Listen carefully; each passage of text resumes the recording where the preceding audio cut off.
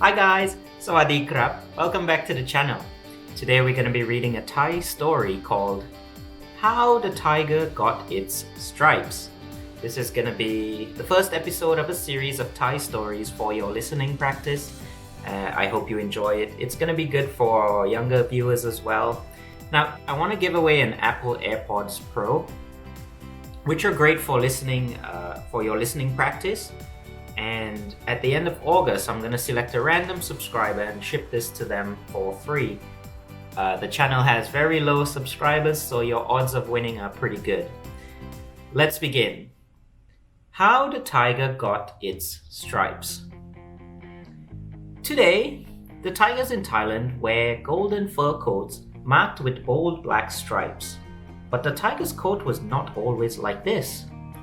Long ago, the tiger wore a plain golden coat, like a royal robe. As he stalked along the jungle path, the gibbons, the monkeys, the parakeets, and the parrots all admired their handsome king. Without a doubt, the tiger was pleased with the style of his coat. As long as he could remember, everyone had always praised him for it. If only he had not met the old man of the jungle, I do believe the tiger would still be wearing a coat of golden fur today. It all happened one day toward the end of the monsoon season when the rain fell so hard and so fast that it turned jungle paths into rivers. No one could remember a season that had been as wet as this. At the time of these great rains, an old man lived near the edge of the dark jungle in a simple bamboo hut placed on posts that were firmly settled in the ground. When the monsoon rains flooded the earth, he was high and dry. At night, the jungle animals prowled and growled.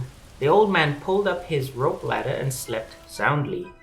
Nothing bothered to come into his house except the little chingchok lizards.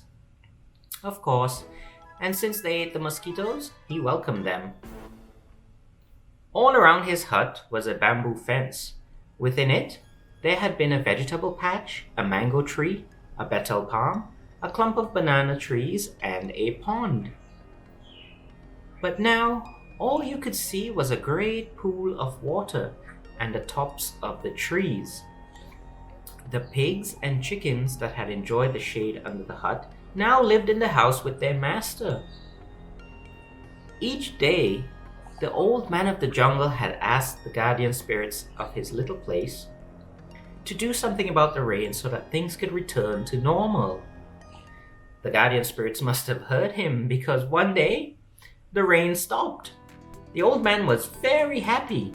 He climbed down his rope ladder and began to work in his muddy yard. At lunchtime, he paused to rest under his coconut tree. There's a nice coconut up there, but I could never reach it without a long, strong coconut knife. Since it is such a beautiful day, I think I'll go into the jungle and look for rattan grass. I could trade a few bundles of rattan for a coconut knife. So he said a prayer to the guardian spirit and asked his blessing for the day's adventure and went on his way. The hot sun burned overhead. There were no clouds in the bright blue sky. I guess the rains are almost over, the old man said. When he stepped into the jungle, he felt the comfortable, refreshing coolness of shade. He smelled the sweet scent of a flowering vine that reached for the sun and cast a tangled shadow on his path. The pulse of a slight breeze seemed to rise and fall with the echoing call of a yellow jungle bird. The old man wandered deep into the center of the jungle before he paused to take a rest.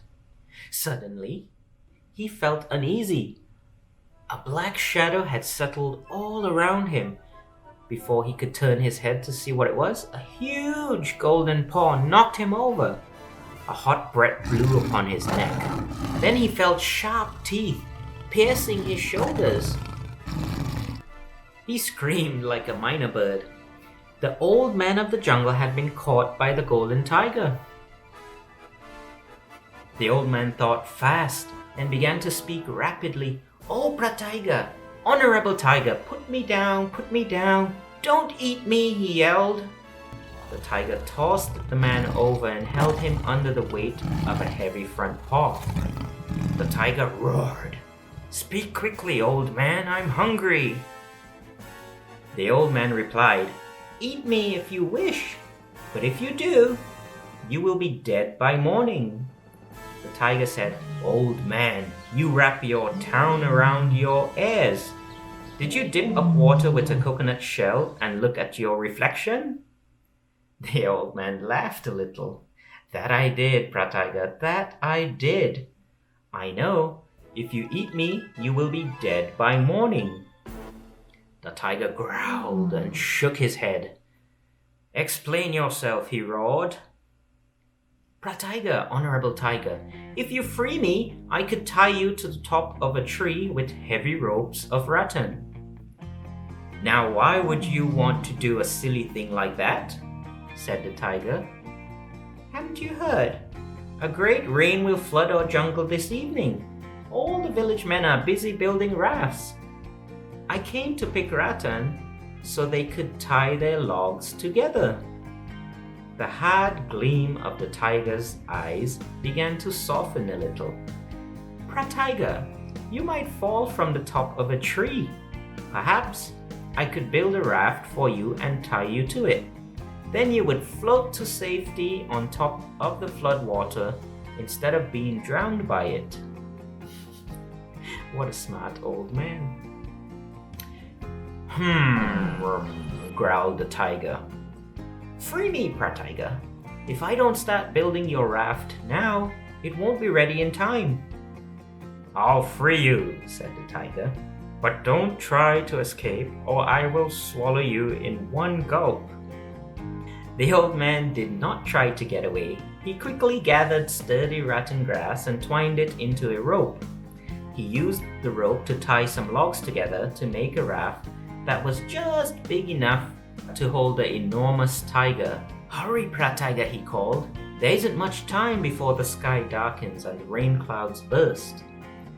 The tiger lay on the raft and growled, "Tie me securely now. Don't do a careless job." "Chai, chai.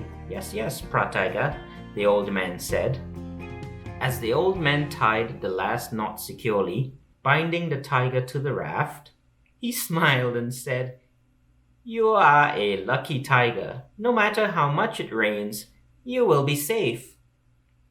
The tiger purred like a contented house cat.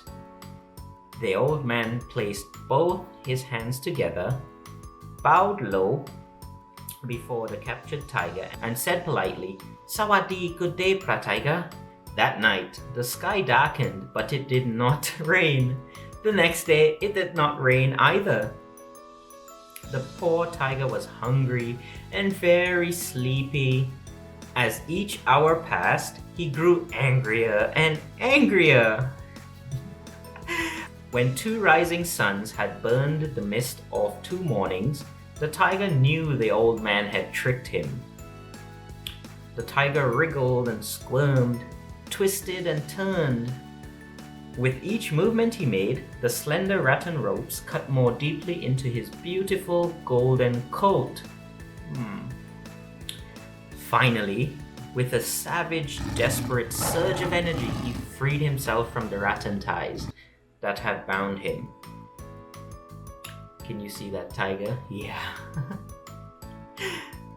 Oh, he was a ragged-looking tiger. His beautiful golden coat was ripped and slashed where the rattan had held him to the raft. The tiger never recovered from the old man's trick. He repaired his coat, but he could not hide the black slashes where his fur had been sewn back together. From that day on, the tiger of Thailand has worn a golden coat striped with the bold black scars of his unfortunate meeting with the old man of the jungle. As for the old man, he decided to get along without the long-handled coconut knife. "After all," he said, "there are more important things in life than coconuts." The end.